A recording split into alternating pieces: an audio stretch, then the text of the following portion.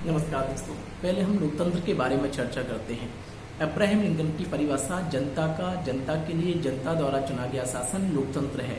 यहाँ जनता का अर्थ है ऑफ द पीपल का अर्थ है सभी प्रतिनिधि जनता के बीच में से होंगे। बाय द पीपल जनता के लिए मतलब है कि निर्वाचित सदस्य जो होंगे वह जनता के लिए होंगे, वयस्क होना चाहिए।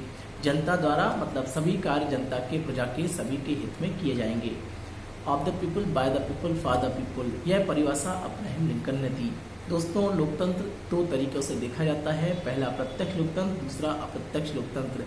प्रत्यक्ष लोकतंत्र जहां जनता सीधे तौर पर नियम बनाती है, यह स्विट्जरलैंड में मान है। अप्रत्यक्ष लोकतंत्र जहां जनता अपने प्रतिनिधि अपनी सरकार चुनती है और वह सरकार कानून बनाती है, उस पर जोर दिया जाता है। यह भारत में है। यह हो गया हमारे पास लोकतंत्र। लोकतंत्र के बाद अगला पॉइंट है हमारे पास गणतंत्र। दोस्तों, गणतंत्र का सीधा सा तात्पर्य है कि जहां सर्वोच्च जो है वह संविधान होता है, अर्थात सरकार भी होती है, जनता के प्रतिनिधि सरकार के रूप में आते हैं, सरकार भी होती है, लेकिन सरकार के साथ साथ उन सबका एक मुखिया होता है जो राष्ट्रपति के रूप में होता है। तो सरकार भी है, राष्ट्रपति भी है और राष्ट्रपति संविधान का सर्वोच्च माना जाता है। तो जहां संविधान सर्वोच्च है वहां गणतंत्र है। गणतंत्र का मतलब यह है कि जनता की ही सरकार होगी, लेकिन कानून कैसे चलाया जाएगा इसका प्रावधान सरकार बनाएगी। केंद्र में बैठकर कानून चलाया जाता है, यह गणतंत्र है। दोस्तों, गणतंत्र जो है वह लोकतंत्र में देखा जाता है।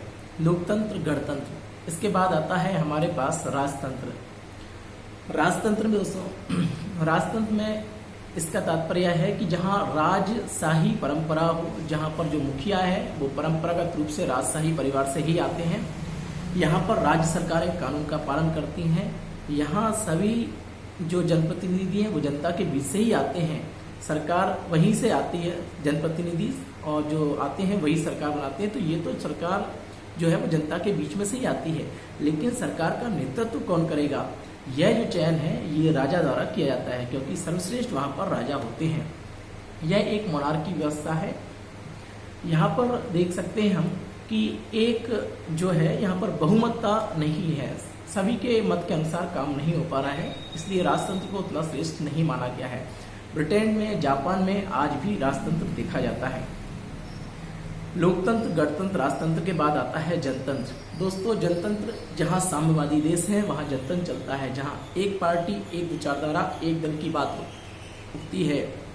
जनतंत्र में भी गणतंत्र की व्यवस्था है, जहाँ सरकार भी है, राष्ट्रपति भी है और प्रधानमंत्री भी है, लेकिन वहाँ पर एक ही जो दल है उनका अपना मत चलता है, उन्हीं के आधार पर सारी व्यवस्थाएं कई बार साम्यवादी दलों के आधार पर देखी गई हैं। यह वर्तमान में चीन में है। जनतंत्र के बाद आता है प्रजातंत्र। प्रजातंत्र दोस्तों, प्रजातंत्र का मतलब है कि जहाँ पर राजा भी होगा, जहाँ सरकार भी होगी, जहाँ प्रजा की भी चलेगी, मतलब सरकारें जो हैं, जो शासन है वो सभी के बहुमत के आधार पर चलेगा, यह प्रजातंत्र है।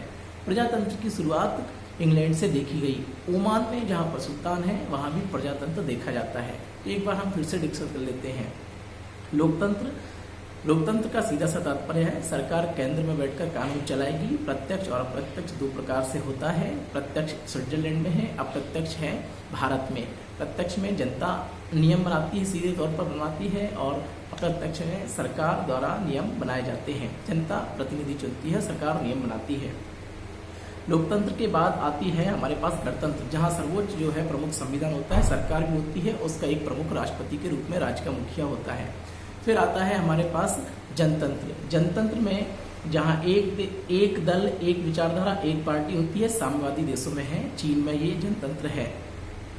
गणतंत्र अमेरिका और अन्य देशों में भी है। गणतंत्र, लोकतंत्र, जनतंत्र के बाद हमारा है राजतंत्र, जहां राजशाही परंपरा होती है और जो प्रमुख है, राज्य का मुखिया है, वो राजा वंशानुगत होता है। राज्य सरकारें केंद्र में बैठकर कानून चलाती हैं। प्रतिनिधि जनता के बीच से ही आते हैं, लेकिन उनका नेतृत्व कौन करेगा यह राजा तय करता है। यह एक मोनार्की व्यवस्था है। ब्रिटेन में ये राजतंत्र देखा जाता है। इसके बाद प्रजातंत्र, जहाँ पर प्रजा भी है, राजा भी है, सरकार भी है, यह लंदन से शुरुआत हुई। यह प्रजातंत्र है, जहाँ पर सभी के बहुमत से शासन चलता है, यह प्रजातंत्र है। ठीक है दोस्तों, ये हमारी थी बेसिक परिभाषा जनतंत्र, लोकतंत्र, गणतंत्र और प्रजातंत्र के बारे में। इसके बारे में आगे चर्चा फिर हम किसी दूसरे एपिसोड में करते हैं। तब तक के लिए धन्यवाद, नमस्कार।